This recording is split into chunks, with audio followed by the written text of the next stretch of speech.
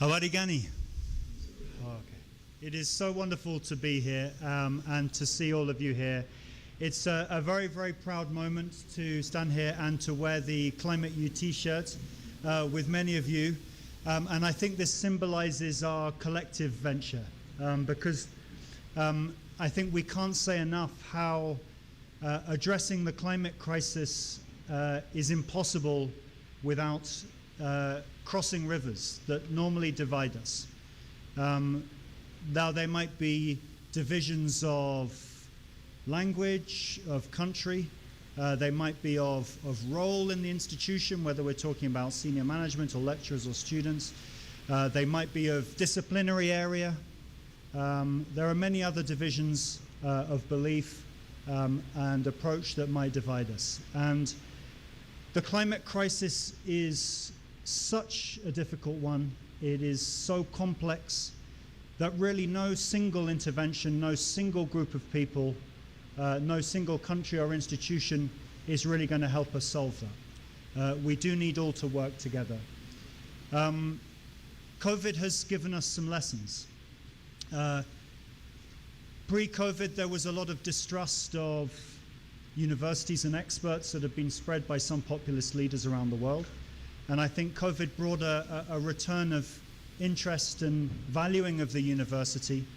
The Sustainable Development Goals have also brought a return of interest in higher education as one of the key players in solving our global problems. But Harvard is not going to save us. Princeton is not going to save us. Okay? We can't look to a few star universities in the world who are top of the rankings and to think they're going to solve all the problems that we have. They may be making a few scientific breakthroughs. Star universities in other countries may be doing that. But we will never solve this problem until we have quality higher education and engaged higher education all around the world. And that is the principle that underpins what we're doing today. Climate U is a project, for those people who aren't familiar with it, that aims at strengthening universities' contribution to addressing the climate crisis. And we're doing that through participatory action research, which is bottom-up initiatives across a range of countries. We started with a group of 5 countries and 13 universities. We've now expanded. We have 8 countries. We have 17 universities. We hope that will go even further. And Kenyatta University has been a key component in this work, and it's really a moment of great satisfaction and pride to be here to see all that you've achieved up to this point with the Green Education Hub and moving forward. We have an expression, small is, and what we really need to value when we're thinking about climate action are grassroots initiatives. Of course, we need to think about the global level, we need to think about the national level, but none of that is going to have any impact if we don't have people at the grassroots developing their own initiatives, innovating, experimenting, working in classrooms, in clubs, and of course students are at the center of that. If students aren't adopting this agenda, if they are not allowed the freedom to innovate, to create their own action, none of this change will really happen.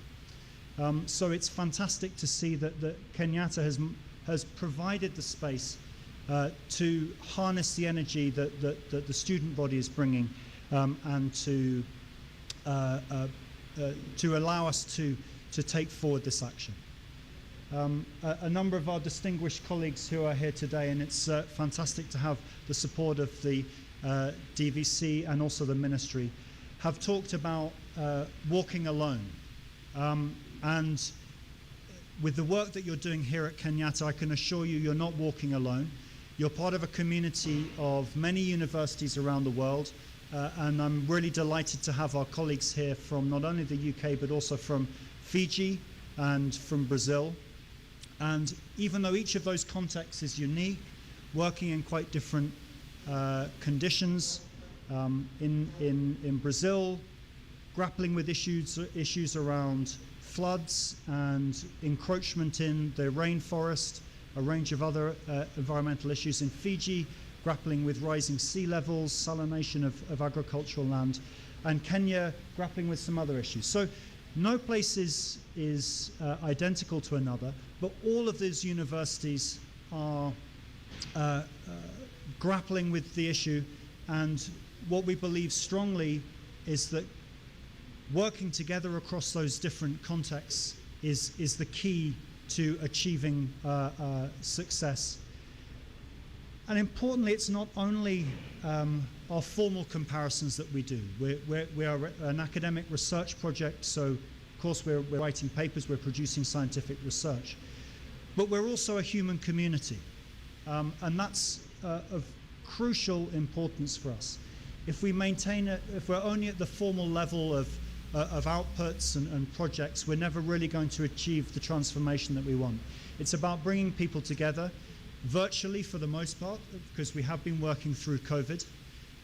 But when the occasion presents itself as today, face-to-face in a human community, because it is only through coming together in this way that we can learn from each other in an intercultural dialogue, in a cross-disciplinary dialogue, across our different roles, whether we're lecturers or students or ministry officials, coming together to learn from each other, to make mistakes, but to learn from those mistakes and to move forward. So thank you very much for making this all possible.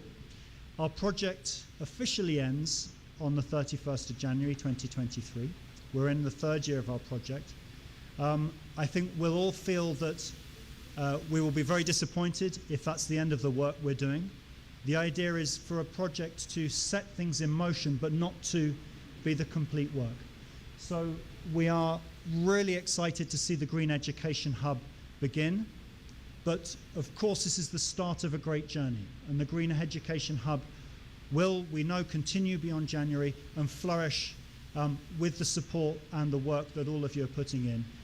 So we wish you the very best for that journey. If there's anything we can do to support, please let us know. We're looking forward to further dialogue and collaborations in the months and the years that come.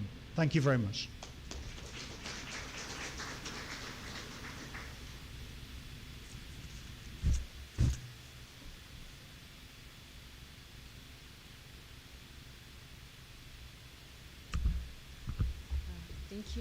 Thank you, Tristan, for the remarks.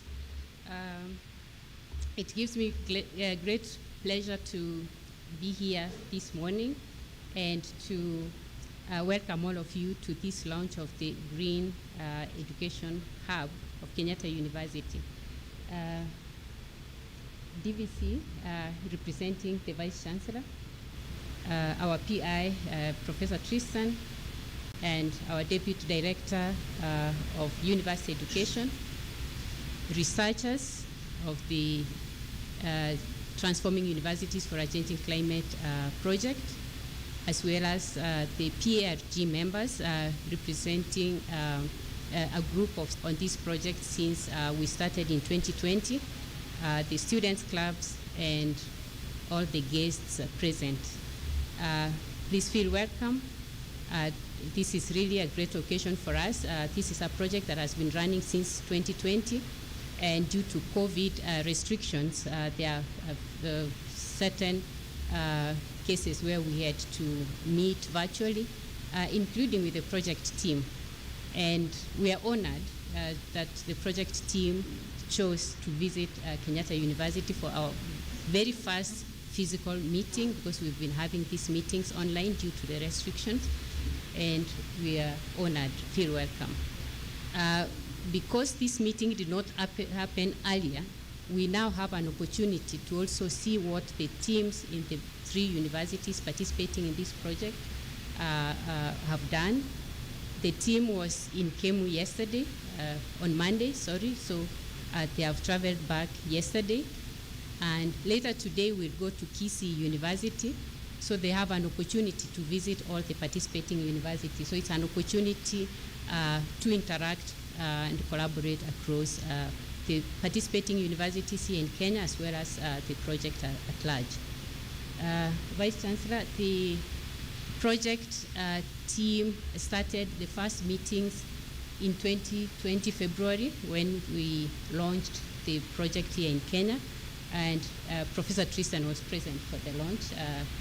We're happy that he's back after 2 years plus to also see what we've achieved over this period. The team that is present, the PRG team that forms the Kenyatta University Research Team, is diverse.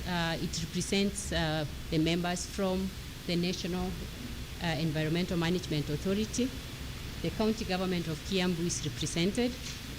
We are also honored to have the Director, University Education, as part of the PRG team. And the country project advisor is the CEO, Commission for University Education. We had a meeting with him yesterday evening because he could not make to this meeting. So we're really honored to have a diverse membership in the PRG team to co-create what we have been co-creating the interventions that question. Over this period, we've been discussing and thinking through how can KU, for example, the team in KU, how can KU contribute to the conversations. Research shows that we are not doing as much as universities in terms of contributing to